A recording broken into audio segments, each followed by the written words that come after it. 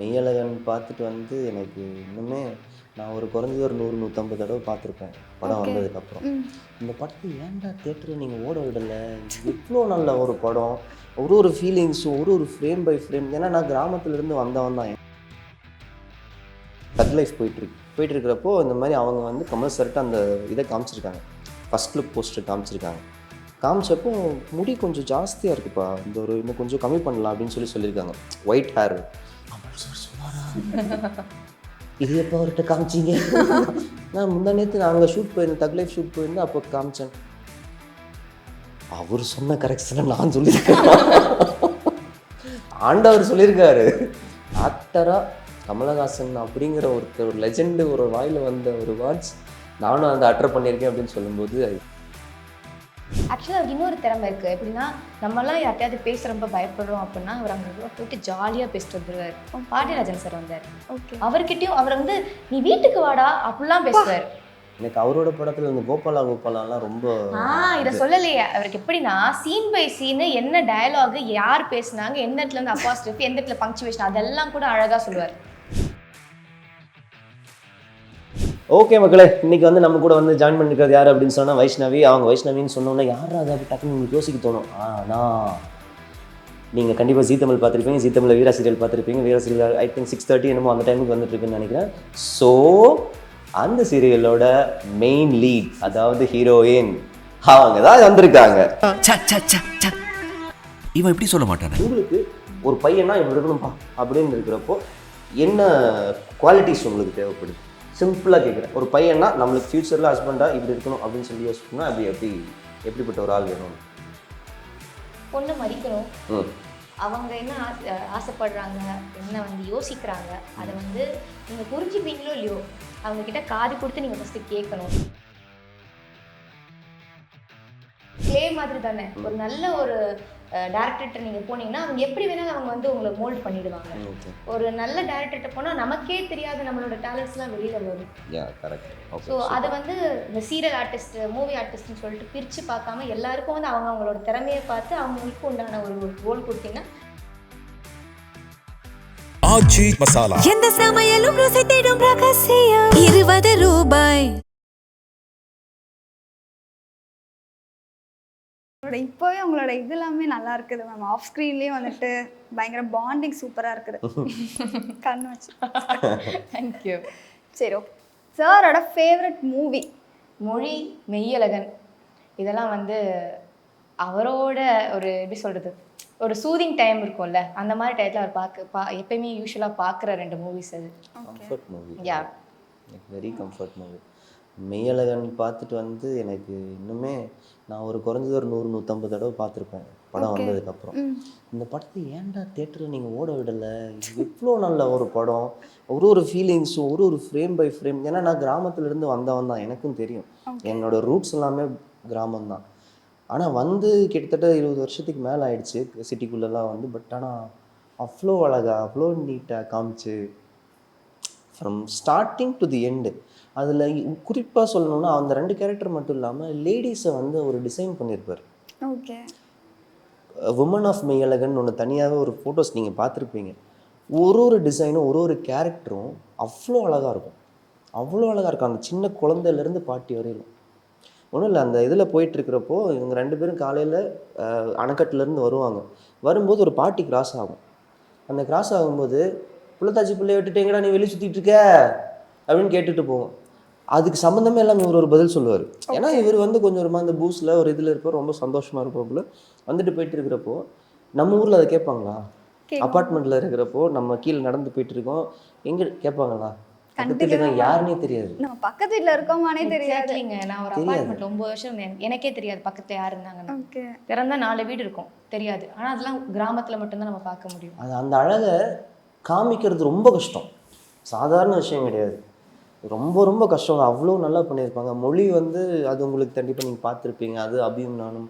So அது எல்லாமே எனக்கு வந்து கொஞ்சம் கம்ஃபர்ட் மூவிஸ். சார் பசாமல் நீங்கள் டேரக்டர் ஆயிருங்க சார். சொன்னா பாத்தியா, இதெல்லாம் தான் அம்மா அப்பவே பார்த்துருக்காங்க, கணிச்சிருக்காங்க. அன்றே கணிதா. சீரியஸாக அண்ட் அவங்க ஒரு இன்ட்ரெஸ்டிங் ஃபன் ஃபேக்ட் ஒன்று சொல்கிறேன். அவங்க வந்து கிரானின்னு ஒரு படம் பண்ணாங்க, வடிவுக்கரசி அம்மா. ஓகே. ஸோ அவங்க பண்ணிட்டு இருக்காங்க. அது இன்னும் ரிலீஸ் ஆயிடுச்சான்னு எனக்கு தெரியல. ஆயிடுச்சா? ஓகே. அதில் வந்து அவங்க ஒரு விக் வச்சுருப்பாங்க. ஸோ இந்த விக் ஒன்று பண்ணியிருப்பாங்க. அந்த டைமில் வந்து மணி சாரோட படம் போயிட்டுருக்கு, தக் லைஃப் போயிட்டுருக்கிறப்போ இந்த மாதிரி அவங்க வந்து கமல் சார்கிட்ட அந்த இதை காமிச்சிருக்காங்க, ஃபஸ்ட் லுக் போஸ்டர் காமிச்சிருக்காங்க. காமிச்சப்போ முடி கொஞ்சம் ஜாஸ்தியாக இருக்குப்பா, இந்த ஒரு இன்னும் கொஞ்சம் கம்மி பண்ணலாம் அப்படின்னு சொல்லியிருக்காங்க. ஒயிட் ஹேர் எங்கிட்டே வந்து அதை காமிச்சாங்க. இதுதான்டா ஃபர்ஸ்ட் லுக் எப்படி இருக்குன்னு பாரு. அம்மா முடி கொஞ்சம் ரொம்ப இதாக இருக்கும். இதே தான்டா கமல் சாரும் சொன்னார். கமல் சார் சொன்னாரா? இது எப்போ அவர்கிட்ட காமிச்சிங்க? நான் முந்தா நேற்று நாங்கள் ஷூட் போயிருந்தேன், தக் லைஃப் ஷூட் போயிருந்தேன், அப்போ காமிச்சேன். அவர் சொன்ன கரெக்ஷனை நான் சொல்லியிருக்கேன்.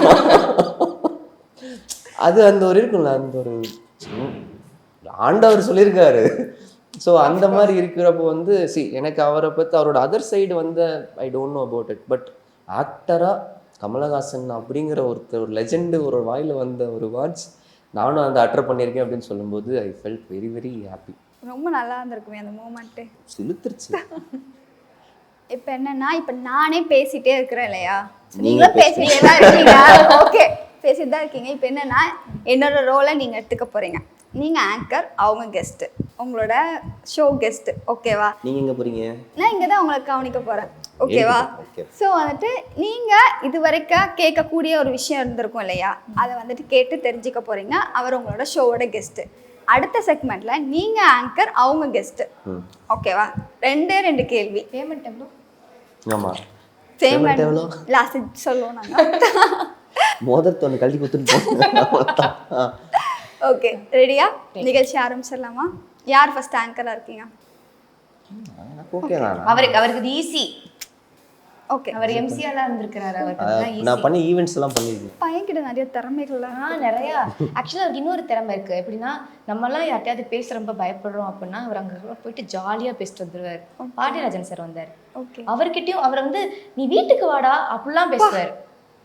அது எனக்கு அவரோட படத்தில் அந்த கோபாலாலாம் ரொம்ப இதை சொல்லலையே. அவருக்கு எப்படின்னா சீன் பை சீனு என்ன டயலாக், யார் பேசுனாங்க, எந்த இடத்துல இருந்து அப்பாஸ்ட்ரஃபி, எந்த இடத்துல பங்க்சுவேஷன், அதெல்லாம் கூட அழகாக சொல்லுவார்.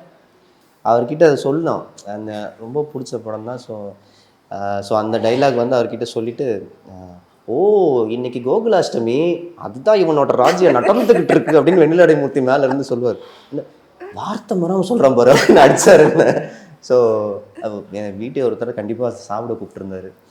அண்ட் சேர்ந்து போகலாம் கண்டிப்பாக. ஸோ அவரை பார்க்கறதுக்கு அதுக்கப்புறம் எனக்கு சான்ஸ் கிடைக்கல. பட் ஆனால் அவர் எப்போ கூப்பிட்டாரோ அதுக்கப்புறம் அவர் கொஞ்சம் உடம்பு சரியில்லாமல் போச்சு. ஓகே, ஸோ அவர் கொஞ்சம் தேரட்டும் அப்படின்னு வெயிட் பண்ணிக்கிட்டு இருக்கேன். சொல்லுங்க, கண்டிப்பாக ஃபோன் பண்ணுங்க. கண்டிப்பாக.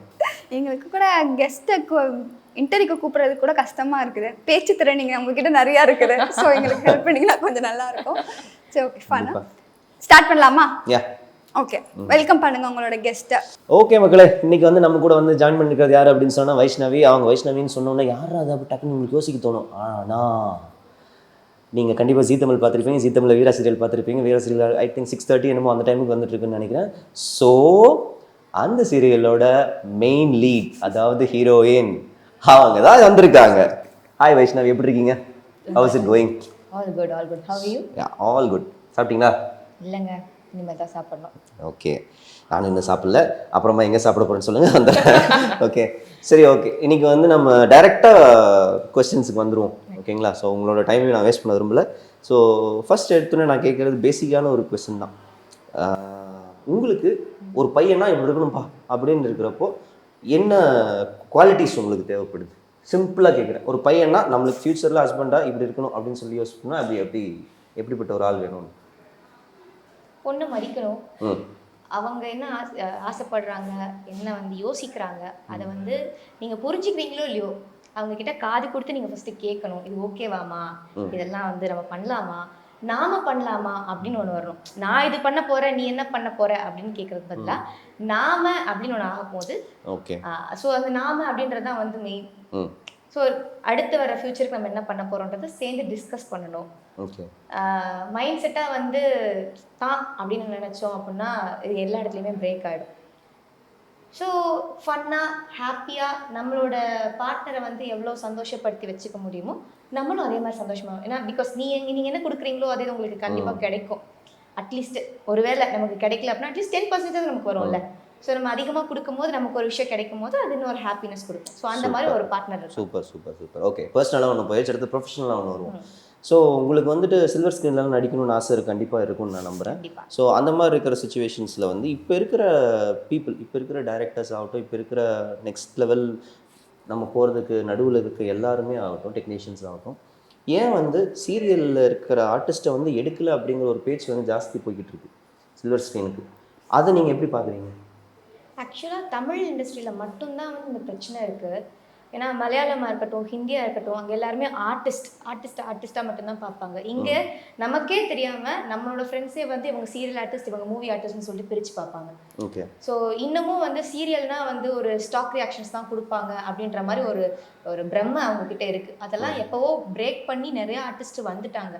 அவங்கெல்லாம் இப்போ சில்வர் ஸ்க்ரீனில் நிறைய ஜொலிச்சிட்டு இருக்கிறாங்க. பட் ஸ்டில் அது இன்னும் வந்து நிறையா பேர் வந்து அக்செப்ட் பண்ணிக்க முடியாமல் இருக்குது. நீங்கள் சீரியல் பண்ணுறீங்களா, ஓகே வேணாம் நாங்கள் சொல்கிறோம்னு சொல்லி நிறைய நல்ல ஆர்டிஸ்ட் வந்து இங்கே இருக்கிறாங்க. அதாவது டைரக்டர் மோல்டு பண்ணுறதுல தான் இருக்குது அப்படின்னு சொல்லுவாங்க. எக்ஸாக்ட்லி. ஆர்டிஸ்ட்னா கிளே மாதிரி தானே. ஒரு நல்ல ஒரு டேரக்டர்கிட்ட நீங்கள் போனீங்கன்னா அவங்க எப்படி வேணாலும் அவங்க வந்து உங்களை மோல்டு பண்ணிடுவாங்க. ஒரு நல்ல டேரக்டர்கிட்ட போனால் நமக்கே தெரியாத நம்மளோட டேலண்ட்ஸ்லாம் வெளியில் வரும். கரெக்ட். ஸோ அதை வந்து இந்த சீரியல் ஆர்டிஸ்ட், மூவி ஆர்டிஸ்ட்னு சொல்லிட்டு பிரித்து பார்க்காம எல்லாருக்கும் வந்து அவங்களோட திறமையை பார்த்து அவங்களுக்கு உண்டான ஒரு ரோல் கொடுத்தீங்கன்னா கண்டிப்பாக அவங்களுமே பெஸ்ட்டாக கொடுப்பாங்க. சூப்பர். வேற என்ன சரியாக? அதுக்கப்புறமா வேற ஏதாவது கேட்கணுமா? அவ்வளோதான், ஷோ எண்ட் பண்ணுறதுக்கு. ஷோ எண்ட் பண்ணுமா? ஓகே மக்களே, இதோட நான் கடையை மூட்டு கிளம்புறேன். இந்த வேலை வந்து எப்படி சொல்கிறது, உண்மையாலுமே ஒரு ரொம்ப கரெக்டான ஒரு வேலையாக அவங்க எல்லாருக்கும் அமைஞ்சிருக்கும்னு நான் நம்புகிறேன். So stay tuned with us. And இதுக்கப்புறம் நம்ம வந்து இருக்கிற இன்னொரு அடுத்தடுத்த செலிபிரிட்டிஸை பார்க்குறோம். அண்ட் அடுத்து வைஷ்ணவி செலிபிரிட்டி ஆனாலும் நம்ம வந்துட்டு எப்படி சொல்கிறது, அடுத்து அவங்க சில்வர் ஸ்க்ரீனில் வந்ததுக்கப்புறம் ஃபர்ஸ்ட் இன்டர்வியூ நம்மளுக்கு தான் கொடுப்பாங்கன்னு நினைக்கிறேன். பிகாஸ் இந்த கொஸ்டின் நான் தான் கேட்டிருக்கேன். ஸோ நன்றி, வணக்கம். இவ்விரண்டு கண்கள் வெளியே பார்க்கும் இந்த அசிங்கமான உலகம் ஆச்சி மசாலா. எந்த சமையலும் ருசி தேடும் ரகசியம் 20 ரூபாய்.